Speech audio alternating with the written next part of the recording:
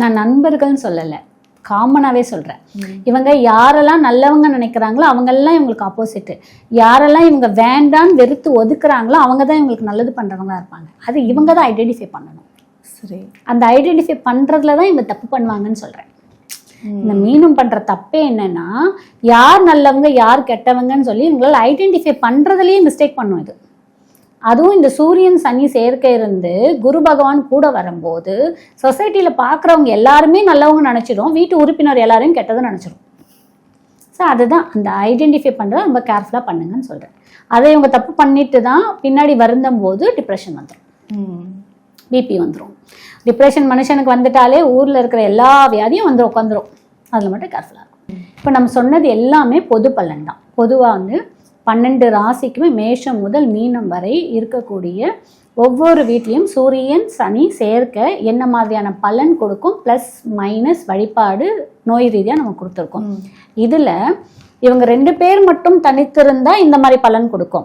இப்போ இந்த 2 பேரோட நமக்கு வந்து வேற கிரகம் செவ்வாய் இணைந்திருந்தாலோ, சந்திரன் இணைந்திருந்தாலோ, சனி கேது பகவான் இணைந்திருந்தாலோ, ராகு இணைந்திருந்தாலோ நமக்கு பலன்கள் கொஞ்சம் டிஃப்ரெண்ட்டாக கிடைக்கும், வேற ரீதியான பலன் கிடைக்கும்.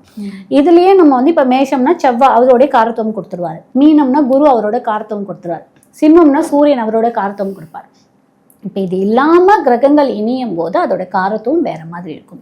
இது பொது பலன். அவங்களோட ஜாதகத்தை பார்க்கும்போது அவங்க எந்த வீட்டில் இருக்காங்க, என்ன பார்வை பார்க்குறாங்க, என்ன கிரகம் சேர்ந்துருக்காங்க, என்ன நட்சத்திர சாரம் வாங்கியிருக்காங்க, பகை நட்சத்திரமா இல்லை சுய நட்சத்திரமா, இல்லைன்னா உபய நட்சத்திரமா, இல்லை உபய ராசியா, இந்த திருக்கோணமா, இதெல்லாம் பார்த்தாதான் முழுசாக அவங்களுக்கு நல்லது பண்ணுமா கெட்டது பண்ணுமான்னு சொல்ல முடியும்.